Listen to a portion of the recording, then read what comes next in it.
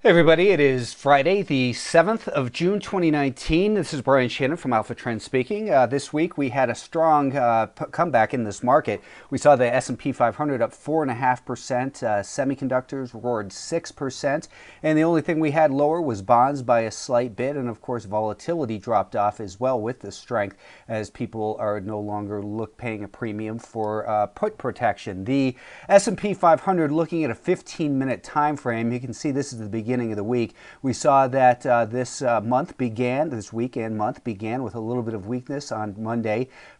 Tuesday, we gapped higher, and it has been rocketing higher since then. It's interesting that we did find buyers right on the volume-weighted average price from the December low, almost to the penny in there. And as I always say, those are not necessarily a level to buy, but a place to look for the potential of a turn, and a turn we did get. Unfortunately, it came with that gap higher, so you would have had to chase it. It made it actually pretty difficult to buy and hold on to that strength this week as it approached the volume weighted average price from the peak here. I was thinking that we would see a pullback in that area. In fact, that's what I had outlined for subscribers. Fortunately, I did not say that it was a place to get short, so there was no reason to short against that level. What we do is, as I always say, we look at a level of potential resistance, and that the volume-weighted average price from the peak was a place to look for potential resistance, but there was none there, so there was no reason to get short.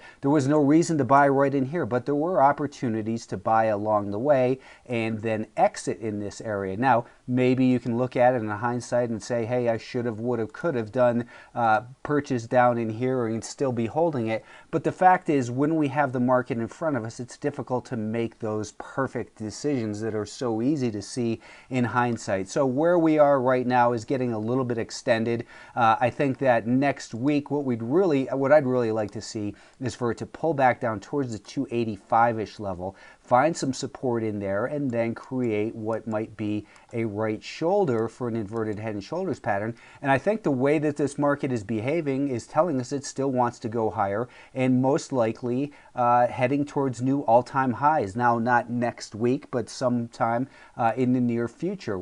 Again, this is traditional horizontal potential resistance. So a pullback from this area, rebuild some momentum, and then rocket higher, I think, is most likely. Of course, as always, we get new information. That's why I update these videos every single day for subscribers. The NASDAQ had a similar type of move here, of course, this week, although it did close below the volume-weighted average price from that December low. I think that the lows that were made this week in the market are going to be important for some time. Now, for the NASDAQ, potential area of for this market to run up to and then maybe turn higher. So we could see that it could continue up towards that 50-day moving average, come down, and then maybe create an inverted head and shoulders pattern that would then continue to move up towards the new all-time highs as well. Russell 2000 has been the weakest market recently, and this is these are the levels I've been pointing out recently. Is of course the year-to-date VWAP, which did hold a support twice over here.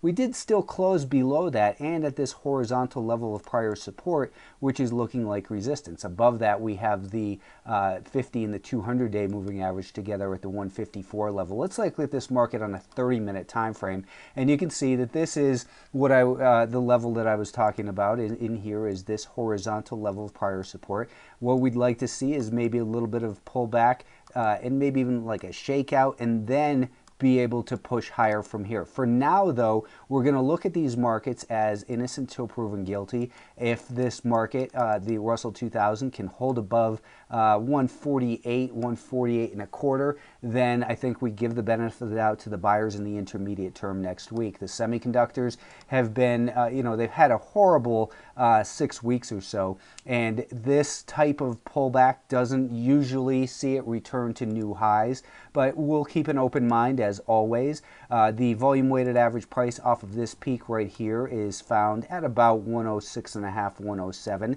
That is the likely level for supply to be found if we do continue to rally into next week. Be very careful about chasing a market that makes a move this quickly. Don't be looking to buy, a breakout beyond today's high next week. I think you want to see the market refresh, build some energy, buy as the buyers come back in and create momentum, and then that stops underneath a higher low.